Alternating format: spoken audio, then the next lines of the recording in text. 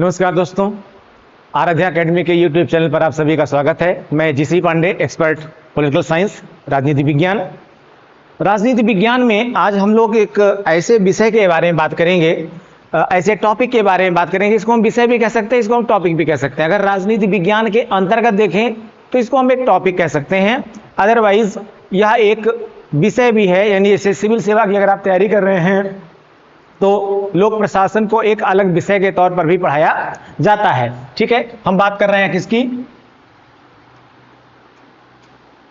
Public administration की।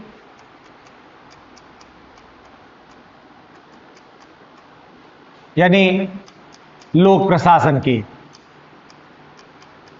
लेकिन यहां यह ध्यान देने की जरूरत आपको है कि ये जो टॉपिक है, ये टॉपिक आपका टीजीटी पीटी में बहुत कम पूछा जाता है। यानी हम कह सकते हैं सिलेबस में तो नहीं है, पर कभी कभार पूछ जरूर लिया जाता है। लेकिन ये टॉपिक स्पेशली इससे काफ़ी क्वेश्चन आते हैं इसमें, नेट में और जेआरएफ में। ठीक है, यानी जो नेट की तैयारी करने वाले स्टूडेंट हैं, जेआरएफ की तैयारी करने वाले स्टूडेंट हैं, उनके लिए ये बहुत ही इंपॉर्टेंट टॉपिक है। इस पे से काफ़ी क्वेश्चन पूछे जाते हैं और मोस्ट लाइकली इसमें जो ज़्यादातर टीचर्स जो मैंने देखा है, जो राजनीति विज्ञान पढ़ाने वाले लोग हैं, उनमें इस विषय को प्रायः छोड़ दिया जाता है, या इस टॉपिक को मोस्टली छोड़ दिया जाता है या कम ध्यान दिया जाता है, और बच्चों का ये टॉपिक ज़्यादातर कमज़ोर ही रह जाता है। तो टीजीटी पीजीटी में तो काम चलेगा, लेकिन नेट जेआरएफ में इससे काफ़ी क्वेश्चन आते हैं। हम लोग पहले देखते हैं कि इसमें हमें क्या क्या पढ़ना है, और फिर हम इसमें एक एक सब्जेक्ट, एक एक टॉपिक आपका पूरा लेते चलेंगे, और इसकी पूरी हम एक सीरीज चलाएंगे अब। यानी लोक प्रशासन से संबंधित नेट जेआरएफ में जितने भी टॉपिक आपके दिए गए हैं, उसकी पूरी हम एक सीरीज चलाएंगे। यानी हम लोक प्रशासन का जो सामान्य परिचय है, पहले जो फर्स्ट टॉपिक होगा हम उसको लेंगे, क्या? लोक प्रशासन का परिचय। ठीक है, तो लोक प्रशासन के परिचय में हम क्या बात करेंगे? लोक प्रशासन का अर्थ क्या है, इसकी प्रकृति क्या है, इसका क्षेत्र विस्तार कहां तक है, और इसका महत्व क्या है। ठीक है, इसके अलावा इसी टॉपिक में बात करेंगे हम कि लोक प्रशासन किस प्रकार का विषय है, इसको कला विषय माना जाए या फिर इसको विज्ञान विषय माना जाए। इसी तरह से चूंकि ये परिवर्तनीय विषय है, यानी समय के साथ परिवर्तन होता है, और समय के साथ परिवर्तन होने का मतलब है कि इस पर पर्यावरण का प्रभाव पड़ता है, और यह भी पर्यावरण को प्रभावित करता है। ठीक है, तो लोक प्रशासन और पर्यावरण का क्या संबंध है, हम उस पर बात करेंगे। और इस विषय की वर्तमान में कितनी प्रासंगिकता है, भविष्य में इसकी कौन सी प्रासंगिकता होने जा रही है, क्या, उस पर भी हम लोग चर्चा करेंगे। इस सामान्य परिचय पर बात करेंगे। इसका जो दूसरा विषय होगा मित्रों, वो होगा, यानी दूसरा जो टॉपिक होगा वो होगा लोक प्रशासन का विषयगत विकास। लोक प्रशासन का विषयगत विकास। अब हम लोग विषयगत विकास के चैप्टर में देखेंगे कि इस विषय का विकास कैसे हुआ। सामान्य तौर पर आप इतना जानते हैं कि 1887 में, 1887 में एक राजनीति विज्ञान के ही शिक्षक थे, वुड्रो विल्सन। वुड्रो विल्सन साहब ने एक आर्टिकल लिखा था, उसका नाम था द स्टडी ऑफ एडमिनिस्ट्रेशन। तो वास्तव में इनके लेख से ही इस विषय का आरंभ होता है। लेकिन इसको हम इसके विषयगत विकास को आगे कौन कौन से सर्कमस्टांसेस हुए, क्या क्या चीजें इसमें हुई, इसको हम कुल 7 चरणों में बांट कर पढ़ेंगे। कई किताबों में आपको 5 चरण मिलेगा, कई में आपको 6 मिलेगा, लेकिन वास्तव में इसके विषयगत विकास को कम से कम 7 चरणों में बांटने की जरूरत है, और इस पर क्वेश्चन भी पूछा जा चुका है आपके यहाँ। ठीक है, तो लोक प्रशासन के विषयगत विकास को हम विभिन्न चरणों में बांट करके इसको पढ़ेंगे। इसी तरीके से अगला टॉपिक और हमारा होगा कि अगर ये विषय है तो कैसा विषय है, यानी लोक प्रशासन को क्या माना जाए, कला माना जाए या फिर कैसा विषय माना जाए, विज्ञान माना जाए। इसको कला विषय माना जाए या फिर विज्ञान विषय माना जाए, इसको भी हम लोग देखेंगे कि कला है या फिर ये विज्ञान है। इसी तरीके से इसके बाद इसका जो एक बहुत ही महत्वपूर्ण टॉपिक इसमें जो आएगा, अभी वो याद रखिएगा। विषयगत विकास में हम 7 चरणों के अलावा और भी बहुत चीजें पढ़ेंगे, जैसे प्रथम मिन्नोब्रुक सम्मेलन, द्वितीय मिन्नोब्रुक सम्मेलन, फ्रैंक मेरनी की संपादित पुस्तक, वाल्डो की सिफारिशें, तो कई सारी चीजें इसमें हैं, उनको हम लोग डिटेल में पढ़ेंगे। इसके बाद एक बहुत महत्वपूर्ण इसका जो सबसे बड़ा टॉपिक आएगा और वो टॉपिक है हमारा प्रशासनिक चिंतक का। प्रशासनिक चिंतक।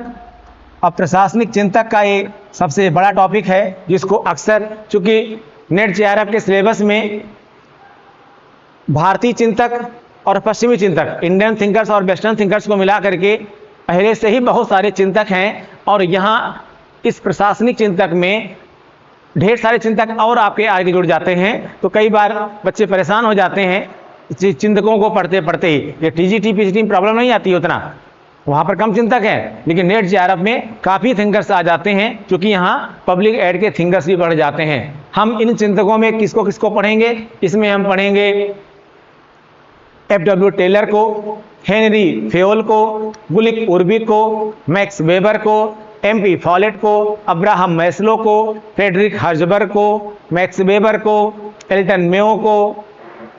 इसके अलावा हम पढ़ेंगे रोसिस लिकर्ट को, हर्बर्ट साइमन को। इनके अलावा भी हम कम से कम जैसे रिक्स को पढ़ेंगे। रिक्स के अलावा हम लोग जो है 2 थिंकर्स आपके और भी हैं, उनको भी पढ़ेंगे, ठीक है ना। और कुछ अन्य चिंतक जिनकी छोटी छोटी बातें भी हैं, यानी उनको हम बड़े लेवल पर तो नहीं पढ़ेंगे, लेकिन हम उनको संक्षेप में भी पढ़ेंगे। जैसे हम मैकग्रेगर को भी पढ़ेंगे इसी में, ठीक है, और चेस्टर बर्नार्ड को भी पढ़ेंगे, ठीक है। तो इन सबको के अलावा भी और चिंतक थोड़े हमारे हैं, उनको भी हम लोग पढ़ेंगे, इस टॉपिक में पढ़ेंगे। इसके अलावा चूंकि अभी हमने नाम लिया रिक्स साहब का, तो इन्होंने एक अलग से, इनका एक अलग से भी विषय पढ़ाया जाता है, और इनको अलग से इस संदर्भ में भी पढ़ा जाता है, तुलनात्मक लोक प्रशासन। स्पेशली इसमें रिक्स ही आते हैं, लेकिन जैसे आप पॉलिटिकल साइंस में ही आप पढ़ते हैं कंपैरेटिव पॉलिटिक्स, तुलनात्मक राजनीति, तो ऐसे ही आप यहाँ पर तुलनात्मक लोक प्रशासन भी पढ़ेंगे, कंपैरेटिव पब्लिक एडमिनिस्ट्रेशन भी आप पढ़ेंगे, ठीक है। तो एक ये हो जाएगा। इसके अलावा बहुत ही महत्वपूर्ण विषय, आप बहुत महत्वपूर्ण आपका टॉपिक आएगा, जिसको हम कहते हैं उत्तरदायित्व एवं नियंत्रण। उत्तरदायित्व एवं नियंत्रण। उत्तरदायित्व एवं नियंत्रण, ये क्या है? अकाउंटेबिलिटी एंड कंट्रोल, ठीक है। बहुत महत्वपूर्ण ये आपका टॉपिक है। 4 प्रकार के नियंत्रण आप इसमें पढ़ेंगे, यानी कार्यपालकीय नियंत्रण, या उसी को हम कार्यकारी नियंत्रण भी कहते हैं, ठीक है। दूसरा आप पढ़ेंगे इसी में विधायी नियंत्रण, इसके अलावा न्यायिक नियंत्रण, तो इसके अलावा जन नियंत्रण, यानी 4 प्रकार के नियंत्रण हैं, कार्यपालकीय नियंत्रण, विधायी नियंत्रण, न्यायिक नियंत्रण और जन नियंत्रण। इन चारों नियंत्रणों को हम यहाँ पर पढ़ेंगे, बात करेंगे कि what is accountability and what is control, ठीक है। इसके अलावा एक विषय आपका और आता है, वो है लोकनीति। लोकनीति यानी पब्लिक पॉलिसी। लोकनीति यानी पब्लिक पॉलिसी। तो पब्लिक पॉलिसी पर भी हम लोग चर्चा करेंगे, क्योंकि इससे भी संबंधित आपके यहाँ प्रश्न पूछे गए हैं। इसके अलावा लोक प्रशासन से संबंधित कुछ छोटे मोटे टॉपिक भी होंगे। इसके अलावा जब ये टॉपिक आपके खत्म हो जाएंगे, कौन से? लोक प्रशासन से संबंधित, तो फिर राजनीति विज्ञान के हम अन्य जो विषय हैं, यानी अन्य जो थिंकर्स हैं, अन्य जो सब्जेक्ट आपके टॉपिक्स हैं, इसमें उनको हम एक के बाद एक लेंगे, ठीक है। तो आज हम इसका आरंभ कर देते हैं, और जितना मैंने टॉपिक दिया आपको, इसमें एक तो टॉपिक ये दिया लोक प्रशासन का परिचय, लोक प्रशासन का विषयगत विकास, लोक प्रशासन कला है या विज्ञान चर्चा, इस पर भी करेंगे हम। प्रशासनिक चिंतक की बात करेंगे, तुलनात्मक लोक प्रशासन की बात करेंगे, और इसके अलावा हम बात करेंगे आपसे उत्तरदायित्व एवं नियंत्रण की और लोक नीति की, ठीक है। तो आज हम इसकी स्टार्टिंग करते हैं। ये जो हमारा पब्लिक एडमिनिस्ट्रेशन सब्जेक्ट है, अगर हम इसके अर्थ से संबंधित बात करें, अगर हम इसके अर्थ से संबंधित बात करें तो जो पब्लिक एडमिनिस्ट्रेशन है ये दो शब्दों से मिलकर के बना हुआ है। किससे? दो लैटिन भाषा के शब्दों से मिलकर के बना हुआ है। ठीक है, एक शब्द है पब्लिक और दूसरा क्या है? एडमिनिस्ट्रेशन। ये जो आप दोनों शब्द देख रहे हैं पब्लिक एडमिनिस्ट्रेशन, ये लैटिन भाषा के दो शब्दों से मिलकर के बना हुआ है। ठीक है, पब्लिक शब्द की उत्पत्ति किससे हुई है? पब्लिकस से हुई है। और एडमिनिस्ट्रेशन शब्द की उत्पत्ति किससे हुई है? Ad plus मिनिस्ट्रेट।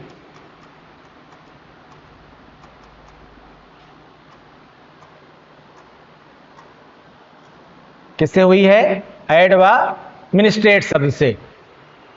अंग्रेजी के दो शब्द पब्लिक एडमिनिस्ट्रेशन की उत्पत्ति लैटिन भाषा के दो शब्द किससे? पब्लिक, पब्लिकस और एड व मिनिस्ट्रेट से हुई है। पब्लिक की उत्पत्ति पब्लिकस से हुई है, एडमिनिस्ट्रेशन की उत्पत्ति एड व मिनिस्ट्रेट से हुई है। अब जो ये पब्लिकस है इसका इंग्लिश में सामान्य अर्थ क्या होता है? पीपल होता है। हिंदी में इसको लोक या जनता कह सकते हैं। जबकि एडमिनिस्ट्रेट जो आपका ये शब्द देख रहे हैं, इस एडमिनिस्ट्रेट का शब्द का अर्थ होता है टू सर्व या टू मैनेज। यानी आप कह सकते हैं, अगर इसको वैसे देखा जाए तो आप क्या कह सकते हैं कि अगर दोनों को मिलाया जाए तो आप कह सकते हैं मैनेजमेंट ऑफ अफेयर्स। अब किसका अफेयर्स? आप कह सकते हैं कि management of public affairs, management of public affairs. अब पब्लिक अफेयर्स यानी लोक मामले कितने होते हैं भाई? दो तरह के होते हैं। एक तो पब्लिक वाले मामले होते हैं और एक प्राइवेट मामले होते हैं। यानी एक ऐसे होते हैं जो सार्वजनिक होते हैं और एक ऐसे मामले होते हैं जो निजी मामले हो सकते हैं। तो क्या कह सकते हैं आप इसको? Management of public affairs is called public administration, is called public administration। अब अगर इसी को हिंदी में देखा जाए तो आप क्या कहेंगे?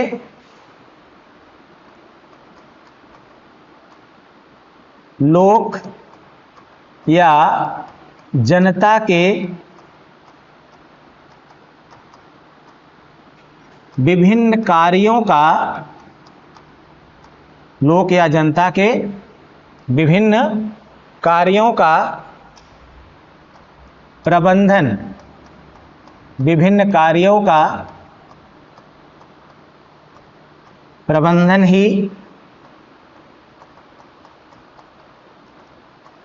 ही क्या है? लोक प्रशासन है। क्या है? लोक या जनता के विभिन्न कार्यों का प्रबंधन ही लोक प्रशासन है। यानी एक ऐसा विषय जिसका संबंध लोगों के विभिन्न प्रकार के कार्यों से है। ठीक है, यानी जनता के विभिन्न प्रकार के कार्यों को करना हमारी जिम्मेदारी में आता है। ठीक है ना? किसकी जिम्मेदारी में आता है? लोक प्रशासन की जिम्मेदारी में आता है। अब ये विभिन्न कार्य क्या हो सकते हैं? अगर हम अर्थ की बात कर रहे हैं तो विभिन्न कार्य क्या हो सकते हैं? इसलिए अब इन्हीं कार्यों के आधार पर ही इसका अर्थ निर्धारित होता है। यानी इस विषय का जो अर्थ है वो इसके कार्यों के आधार पर ही निर्धारित होता है। अब इस विषय के अर्थ से संबंधित दो दृष्टिकोण हैं। ठीक है, यानी आप कह सकते हैं कि लोक प्रशासन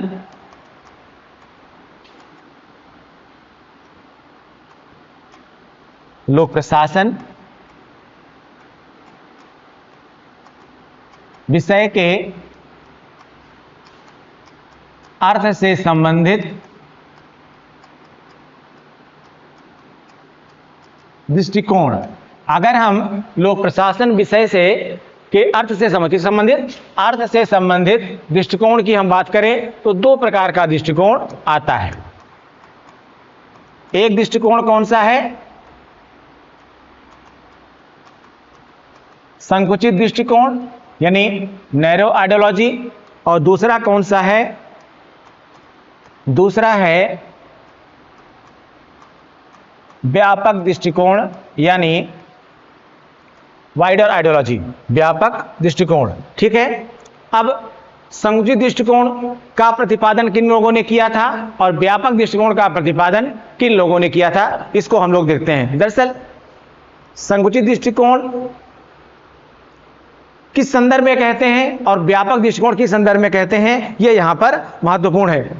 जो संकुचित दृष्टिकोण वाले लोग हैं, इनमें एक तो बहुत इंपॉर्टेंट आता है जो जिसको हम क्या कहते हैं, फादर ऑफ पब्लिक एडमिशन भी कहते हैं इनको, किसको? वुड्रो विल्सन को। तो संकुचित दृष्टिकोण वालों में एक बहुत पॉपुलर नाम है किसका? वुड्रो विल्सन साहब का। दूसरा नाम आता है इसमें, आप गुली गुरबिक सुने होंगे, तो उसमें एक नाम आता है लूथर गुलिक का, और दूसरा नाम जो आता है वो बहुत ही इंपॉर्टेंट चिंतक हैं जिनका नाम जिनको अभी आप पढ़ेंगे निर्णय के संदर्भ में, और वो हैं हर्बर्ट साइमन। Herbert Simon. ठीक है, संकुचित दृष्टिकोण वालों में कौन कौन? वुड्रो विल्सन, लूथर गुलिक और हर्बर्ट साइमन। लेकिन जो व्यापक दृष्टिकोण है, अभी आगे हम बताने जा रहे हैं कि इनको संकुचित क्यों कहते हैं और इनको हम व्यापक क्यों कहते हैं। ठीक है, और ध्यान दीजिएगा, दरअसल संकुचित और व्यापक कुछ नहीं होता है, वास्तव में एक दृष्टि होती है और ये दृष्टि ही बन जाती है, उसी आधार पर हम संकुचित या व्यापक कहने लगते हैं। ठीक है, तो जो व्यापक दृष्टिकोण वाले में हैं उनमें एक नाम आता है बिलोबी, एक नाम आता है एल डी व्हाइट, एक नाम आता है फिफनर का। ठीक है, फिफनर, स्पेलिंग इनकी अलग है, तो कहीं कहीं फिफनर लिखा होता है, कहीं फिफनर लिखा होता है, पढ़ा इनको फिफनर जाता है। तो तीन बहुत महत्वपूर्ण नाम इसमें हैं, बिलोबी है, व्हाइट है, फिफनर है। हाँ, इसमें डिमॉक भी आते हैं, डिमॉक का भी नाम आता है। ठीक है, डिमॉक एक यानी अर्थ से संबंधित, यानी इसकी मीनिंग से संबंधित आपके सामने दो दृष्टिकोण है। एक दृष्टिकोण है संकुचित दृष्टिकोण और एक दृष्टिकोण है व्यापक दृष्टिकोण। ठीक है, एक दृष्टिकोण क्या है? संकुचित दृष्टिकोण, और एक दृष्टिकोण क्या है? व्यापक दृष्टिकोण। अब एक को संकुचित क्यों कह रहे हैं और एक को हम व्यापक क्यों कह रहे हैं? देखिए, अब इसको थोड़ा सा, इनको जानने से पहले कुछ बातों को आप जो है वो और समझ लीजिए। जैसे क्या? दरअसल जब हम किसी एक ही चीज पर फोकस करते हैं, अगर हम किसी सेंट्रल एरिया पर केवल फोकस करते हैं तो ऐसा दृष्टिकोण क्या कहलाता है? संकुचित दृष्टिकोण कहलाता है। लेकिन जब हम उसको एक वाइड पर्सपेक्टिव में देखते हैं, बड़े स्केल पर देखते हैं, बड़े संदर्भों में देखते हैं, तो हम क्या कहेंगे कि इसको हम व्यापक संदर्भों में समझ रहे हैं, यानी यह व्यापक दृष्टिकोण है। ठीक है, जैसे जब हम सरकार को समझते हैं तो सरकार को समझने में अक्सर हम सरकार का मतलब कार्यपालिका समझ लेते हैं। कार्यपालिका मतलब जो सरकार के विभिन्न कार्यों को संपादित करने वाली इकाई है, उसे क्या कहते हैं? हम कार्यपालिका कहते हैं। उसी को हम एग्जीक्यूटिव कहते हैं। ठीक है, लेकिन क्या सारा काम सरकार ही करती है? यानी केवल कार्यपालिका ही करती है, उसमें विधायिका या न्यायपालिका की कोई भूमिका नहीं होती है? अगर हम कार्यपालिका केवल और केवल अगर हम सरकार को, ठीक है, सरकार के कार्यों, यानी सरकार का कार्य किसका कार्य है?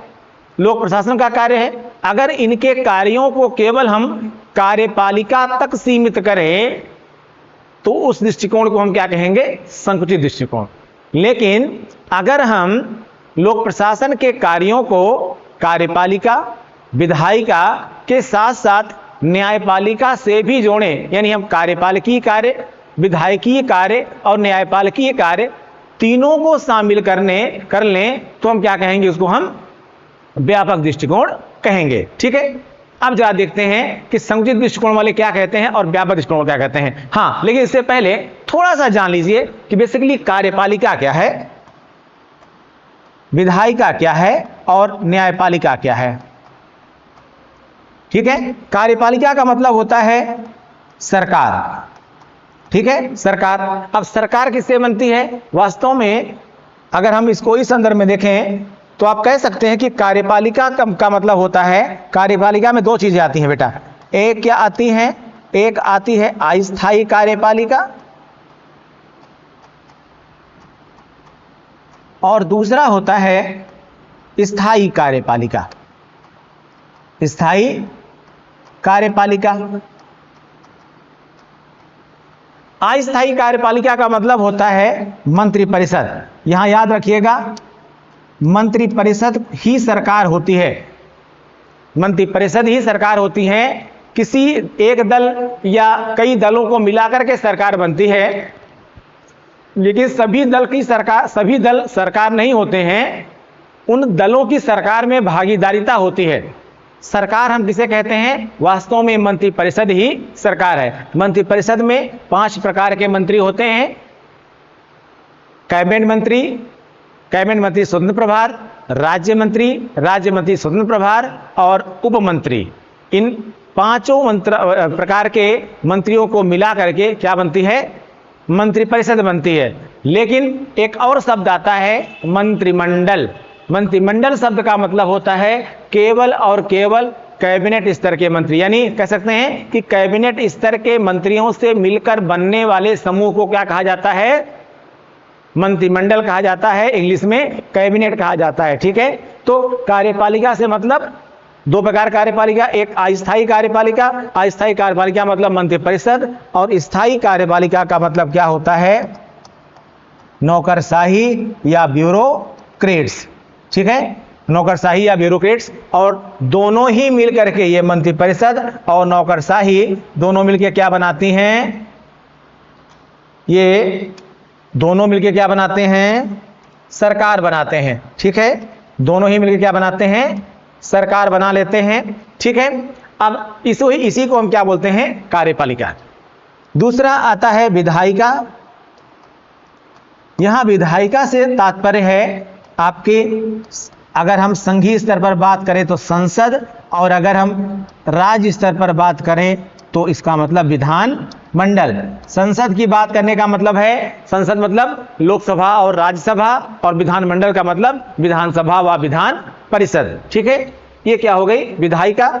और जब हम बात करें किसकी? न्यायपालिका की। किसकी बात कर रहे हैं? न्यायपालिका की। यानी 3 बातें हैं यहां पर, विधायिका, कार्यपालिका और न्यायपालिका, यानी जुडिशरी, ठीक है। तो न्यायपालिका का मतलब सभी प्रकार की न्यायपालिका, यानी ऊपर से देखें तो उच्चतम न्यायालय, उसके बाद उच्च न्यायालय, और उसके बाद फिर अधीनस्थ न्यायालय, सबऑर्डिनेट कोर्ट्स, ठीक है, या लोअर कोर्ट्स या डिस्ट्रिक्ट कोर्ट्स वगैरह, ठीक है। तो वास्तव में अगर हम कहें कि केवल और केवल सरकार कार्यपालिका, यानी कार्यपालिका का अध्ययन ही लोक प्रशासन के अर्थ में आता है, यानी कह सकते हैं कि केवल कार्यपालिका की शाखा का संबंध ही, कार्यपालिका शाखा का संबंध ही किस में आता है? लोक प्रशासन में आता है। तब ये दृष्टिकोण क्या कहा जाएगा? संकुचित दृष्टिकोण कहा जाएगा। लेकिन अगर हम कार्यपालिका शाखा, विधायिका शाखा और न्यायपालिका शाखा तीनों को ध्यान में रखते हैं तो उसे हम क्या कहेंगे? व्यापक दृष्टिकोण कहेंगे, ठीक है।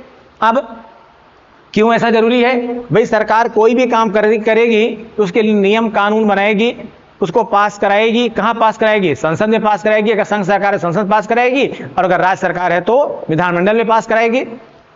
और ये सब कार्य, यानी कार्यपालिका के साथ साथ विधायिका जुड़ गई। अब न्यायपालिका का काम क्या है? न्यायपालिका का काम यह है कि जो भी सरकार कर रही है, जो भी विधायिका में हो रहा है, वह युक्त हो रहा है कि नहीं, यानी विधि के अनुरूप, कानून के अनुरूप हो रहा है या फिर नहीं हो रहा है। इसी आधार पर वो इन कार्यों को क्या करेगी? सही या गलत, अगर उचित या उसमें कुछ भी अनुचित है तो इनके द्वारा किए गए कार्यों, बनाए गए नियमों को ये रद्द भी कर सकती है, ठीक है। तो कुल मिलाकर के ये कार्यपालिका हुई, ये विधायिका हुई और न्यायपालिका हुई। अब इसी आधार पर हम क्या देखेंगे? हम इसी आधार पर आगे जो संकुचित दृष्टिकोण और व्यापक दृष्टिकोण के बारे में हमने बात की हुई है उसको हम लोग देखेंगे, ठीक है। क्या लोक प्रशासन के विषय के अर्थ से संबंधित दृष्टिकोणों में एक संकुचित दृष्टिकोण और दूसरा व्यापक दृष्टिकोण। अब संकुचित दृष्टिकोण वालों में हमने वुड्रो विल्सन, लूथर गुलिक और हर्बर्ट साइमन का नाम लिया है, जबकि व्यापक दृष्टिकोण वालों में विलोबी, फ्वाइट, फिफ्नर और डिमॉक का नाम लिया है। अब वुड्रो विल्सन साहब क्या कहते हैं, ध्यान समझिए। यहां पर लोक प्रशासन के संकुचित दृष्टिकोण में सबसे पहले हमने नाम किसका लिखा है, वुड्रो विल्सन का नाम लिखा है।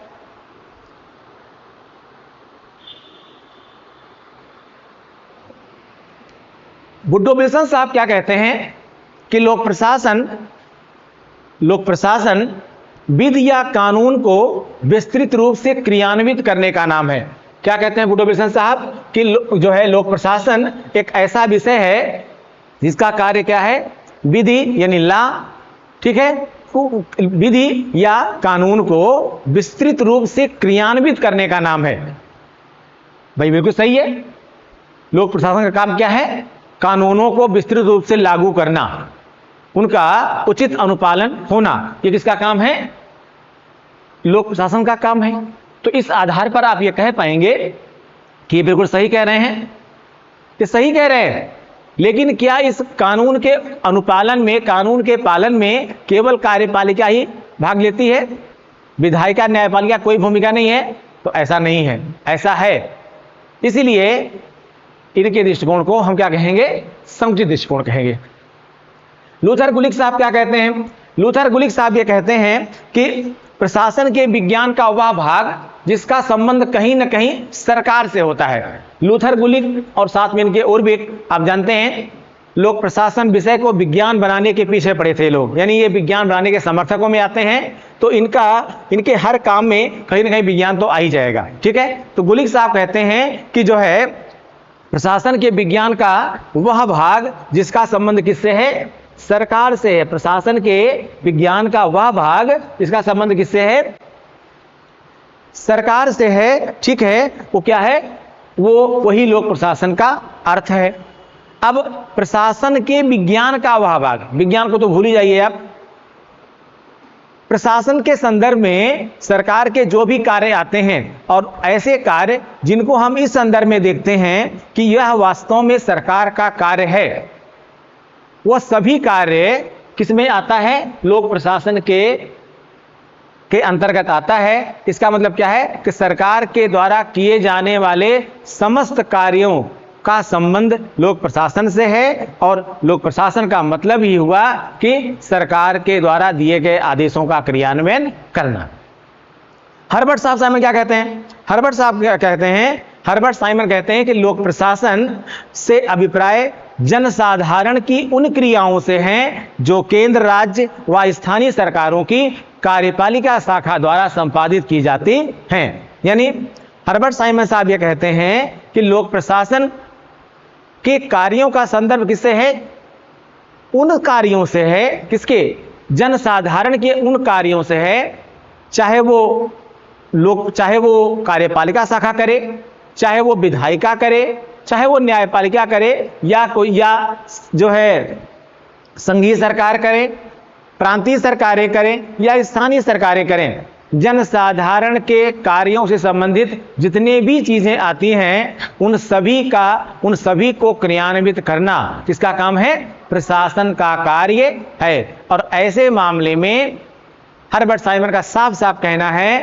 कि जनसाधारण का कार्य होना चाहिए, और इनके कार्यों से संबंधित जितनी भी चीजें आती हैं वही लोक प्रशासन के अर्थ से संबंधित होती हैं, ठीक है। अब यहां ध्यान से देखेंगे तो वुड्रो विल्सन साहब केवल कार्यपालिका शाखा को महत्व दे रहे हैं, लेकिन लूथर गुलिक साहब भी केवल कार्यपालिका शाखा को ही महत्व दे रहे हैं। लेकिन हर्बर्ट साइमन को देखेंगे तो ये तीनों को महत्व देने का प्रयास कर रहे हैं, लेकिन अगर ध्यान से देखा जाए तो जोर इनका किस पे है, कार्यपालिका शाखा पर ही है। और अगर केवल कार्यपालिका शाखा को महत्व देंगे, क्या कह रहे हैं, जनसाधारण की वह क्रियाएं जो कार्यपालिका शाखा द्वारा संपादित की जाती हैं। अब यहां पर ये विधायिका और न्यायपालिका को भूल जा रहे हैं, थोड़ा सा शामिल तो कर रहे हैं लेकिन ये भूल जा रहे हैं। तो ऐसे में हम क्या कहेंगे, इनका दृष्टिकोण भी कैसा दृष्टिकोण आएगा, संकुचित दृष्टिकोण ही आएगा। अब व्यापक दृष्टिकोण वाले क्या करते हैं? व्यापक दृष्टिकोण वाले इसको व्यापकता में देखते हैं। मतलब अगर कार्यपालिका शाखा, विधायिका और न्यायपालिका तीनों को ध्यान में रखते हैं तो सब क्या कहेंगे कि ये इसको व्यापक दृष्टिकोण में देख रहे हैं। ठीक है, अब जैसे इसमें सबसे पहला नाम बिलोबी। बिलोबी साहब ये कहते हैं कि व्यापक अर्थ में लोक प्रशासन उस कार्य का प्रतीक है जो सरकारी कार्यों के वास्तविक संपादन से संबंधित होता है। यानी बिलोबी कहते हैं कि अपने व्यापक अर्थ में लोक प्रशासन उस कार्य का प्रतीक है जो सरकारी कार्यों के वास्तविक संपादन से संबंधित होता है, चाहे वह सरकार की किसी शाखा से संबंधित हो।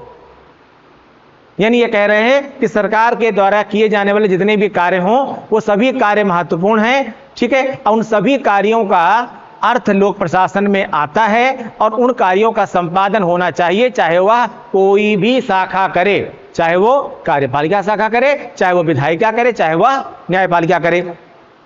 पिपनर साहब क्या कहते हैं? पिपनर साहब कहते हैं कि लोक प्रशासन का अर्थ सरकार के विभिन्न क्षेत्रों में किए जाने वाले कार्यों से है। यानी लोक प्रशासन का अर्थ क्या है? सरकार के विभिन्न क्षेत्रों में किए जाने वाले कार्यों से हैं। अब सरकार अलग अलग क्षेत्रों में काम करती है और उन अलग अलग क्षेत्रों में कहीं पर विधायिका की भूमिका होती है, तो कहीं पर कार्यपालिका की भूमिका होती है, तो कहीं पर न्यायपालिका की भूमिका भी होती है। अब इस संदर्भ में देखा जाए तो इनका व्यापक दृष्टिकोण है कि भाई लोगों का काम होना चाहिए, कौन सी शाखा कर रही है महत्वपूर्ण नहीं है, लेकिन होना चाहिए। ठीक है, और जाहिर सी बात है जन कल्याण तभी हो पाएगा जब कार्यपालिका भी काम करे, विधायिका भी काम करे और न्यायपालिका भी काम करे। जैसे कि सरकार सभी काम सही नहीं करती है, कुछ काम सरकार के गलत भी हो सकते हैं या उतने अच्छे नहीं हो सकते जितने होने चाहिए, तो वहां पर भूमिका किसकी होनी चाहिए? विधायिका की। विधायिका संसद में, सदन में उन मुद्दों को उठाती है, सरकार को वहां पर जवाब देना पड़ता है। या अगर उसमें कहीं कोई कानूनी त्रुटि है, किसी के हितों का उल्लंघन होता है, किसी प्रकार से मौलिक अधिकारों का हनन होता है, तो ऐसी स्थिति में अगर न्यायपालिका जाएगी तो न्यायपालिका भी हस्तक्षेप करेगी। जाहिर सी बात है कि तीनों शाखाएं, बिना तीनों शाखाओं के मिलकर बनने वाली जो भी संस्था होगी उसका संबंध लोक प्रशासन से होगा ही होगा, और अगर वो संस्था लोक प्रशासन में नहीं आती है तो लोक प्रशासन भी कभी संपूर्ण स्वरूप में अपने नहीं आ सकता है। जाहिर सी बात है कि व्यापक दृष्टिकोण वाले कार्यपालिका, विधायिका और न्यायपालिका तीनों को महत्व देते हैं। अब यहीं पर आ रहा है एक और नाम, LD व्हाइट साहब का। आपने पढ़ लिया बिलोबी को, आपने पढ़ लिया डिमॉक को, समझा आपने, अब समझिए व्हाइट को। व्हाइट साहब ये कहते हैं कि लोक प्रशासन में वे सभी कार्य आ जाते हैं, लोक प्रशासन में वे सभी कार्य आ जाते हैं जिनका कार्य लोक नीति को क्रियान्वित करना है। ठीक है, लोक प्रशासन में वे सभी कार्य आ जाते हैं जिनका संबंध लोक नीति के क्रियान्वयन से होता है। अब लोक नीति का क्रियान्वयन, पब्लिक पॉलिसी का इंप्लीमेंटेशन केवल कार्यपालिका नहीं करती है, विधायिका भी करती है और न्यायपालिका भी करती है। अब अगर पब्लिक पॉलिसी को क्रियान्वित करना है तो बिना विधायिका के, बिना न्यायपालिका के उचित क्रियान्वयन नहीं हो पाएगा, क्योंकि सरकार, मैंने क्या कहा, क्रियान्वयन हो या निर्माण हो या अन्य जगह हो, कहीं ना कहीं उसे कमियां रह जाती हैं। उन कमियों को देखना ही विपक्ष का काम है, जो विधायिका में उठाएगा प्रश्नों को। ठीक है, उन कमियों को देखना न्यायपालिका का भी काम है कि कहीं पर कोई कमी तो नहीं रह जा रही है। जैसे अभी देख रहे हैं आप, सरकार ने अभी कुछ मामले पेपर से संबंधित या अन्य से संबंधित से हो रहे हैं, तो भाई कहीं ना कहीं सरकार की त्रुटि तो हो ही जाती है, छोटी त्रुटि हो या बड़ी त्रुटि हो। लेकिन अगर अभी सुप्रीम कोर्ट ने क्या कहा कि अगर 0.001% की भी एरर हो रही है कहीं पर, तो हम उसको नहीं छोड़ सकते, क्योंकि उस 1% वाले का 0.1% वाले के साथ भी अन्याय नहीं होना चाहिए, क्योंकि वह भी बराबर, अगर लाभ है या नुकसान है उसमें बराबर का भागीदार उसको भी होना चाहिए। ठीक है, किसी भी के साथ 0.1% के साथ भी अन्याय नहीं होना चाहिए। जाहिर सी बात है कि कार्यपालिका भी आ जाएगी, विधायिका भी आ जाएगी, न्यायपालिका भी आ जाएगी।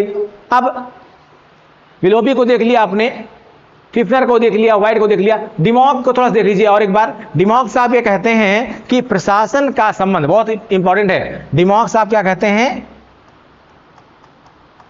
कि प्रशासन का संबंध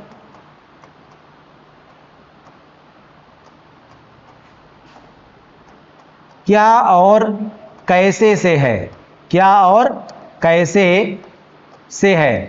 प्रशासन का संबंध क्या और कैसे से है, मतलब प्रशासन को क्या करना है और प्रशासन को कैसे करना है, इसी में सब कुछ छिपा है।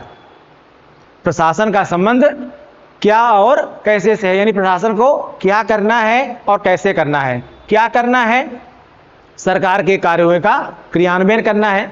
अब उस क्रियान्वयन में विधायिका की क्या भूमिका है, भाई सरकार कर रही है ना, लेकिन सरकार अगर कुछ गलत कर रही है या उतनी अच्छी प्रकार से नहीं कर पा रही है, तो ऐसे में विपक्ष की भूमिका महत्वपूर्ण हो जाती है। लोकतंत्र में विपक्ष को कभी भी इग्नोर किया नहीं जा सकता है।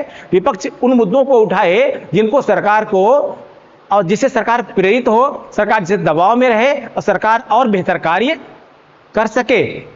याद रखिएगा, विपक्ष की बहुत जबरदस्त भूमिका जो है लोकतंत्र में होती है। हाँ, ये अलग बात है कि विपक्ष को यह समझना पड़ेगा कि वह सकारात्मक विपक्ष की भूमिका निभा रहा है कि वह नकारात्मक विपक्ष की भूमिका निभा रहा है। ठीक है, क्योंकि दोनों प्रकार के विपक्ष में अंतर होता है। ठीक है, सकारात्मक विपक्ष हमेशा जनता के हितों के लिए काम करता है, जबकि नकारात्मक विपक्ष हमेशा व्यक्तिगत हितों के लिए काम करता है। ठीक है, तो इन्होंने क्या कहा कि प्रशासन का संबंध क्या और कैसे से है। तो क्या कर रही है सरकार, ये काम विपक्ष का भी देखना है, यानी विधायिका का काम भी देखना है, और न्यायपालिका भी देखना है कि कहीं त्रुटियां तो नहीं हो रही है, कहीं एरर तो नहीं हो रही, कहीं गड़बड़ी तो नहीं हो रही है। कुल मिलाकर के इसमें कार्यपालिका शाखा भी आ रही है, यानी बिलोबी के स्टेटमेंट में भी, व्हाइट के स्टेटमेंट में भी, फिफनर के स्टेटमेंट में भी और डिमॉक के स्टेटमेंट में भी कार्यपालिका भी आ रही है, विधायिका भी आ रही है, और साथ में इसके आपकी न्यायपालिका भी आ रही है। यानी विधायिका, कार्यपालिका और न्यायपालिका जब तीनों आ जाएं तो दृष्टिकोण क्या हो जाता है, हमेशा दृष्टिकोण क्या हो जाता है, व्यापक हो जाता है। लेकिन अगर केवल कार्यपालिका शाखा को ही महत्वपूर्ण मानेंगे तो दृष्टिकोण क्या हो जाता है, हमेशा संकुचित दृष्टिकोण हो जाता है। ठीक है, इस तरह से आज हमने जो टॉपिक लिया आपका वो क्या था, लोक प्रशासन के अर्थ से संबंधित हमने टॉपिक आपका लिया। यानी यहां हमने ये बताने का प्रयास किया कि लोक प्रशासन का जो अर्थ है वो क्या होता है। ठीक है, अब इसके बाद का जो वीडियो होगा उसमें हम लोग बात करेंगे कि लोक प्रशासन को कौन सा विषय माना जाए, कला माना जाए इसको या फिर इसको विज्ञान माना जाए। याद रखिएगा ये पूरी सीरीज आपकी रुकेगी नहीं, अब ये कंटिन्यू चलेगी। इसमें हम लोक प्रशासन का जो पूरा का पूरा नेट जेआरएफ का पार्ट है उसको पूरा आपको यूट्यूब में मैं पढ़ाऊंगा। पीडीएफ नोट्स तो देने में असमर्थ हूं मैं यहाँ पे, लेकिन क्योंकि वो आपको क्लासरूम में ही मिल पाएगा, या क्लासरूम स्टडी करते हैं आप तो आपको मिल पाएगा आराध्या अकेडमी में, जो कि प्रयागराज में कल्लंगस थाने के सामने पड़ती है, आनंद भवन के पास पड़ती है। आप वहां से पढ़ने आ सकते हैं। ऑफलाइन क्लासेस भी वहां पर चल रही हैं, अन्य विषयों की क्लासेस भी यहाँ पर चल रही हैं, यानी राजनीति विज्ञान के साथ साथ इतिहास भी चल रहा है, यहाँ पर भूगोल भी चल रहा है।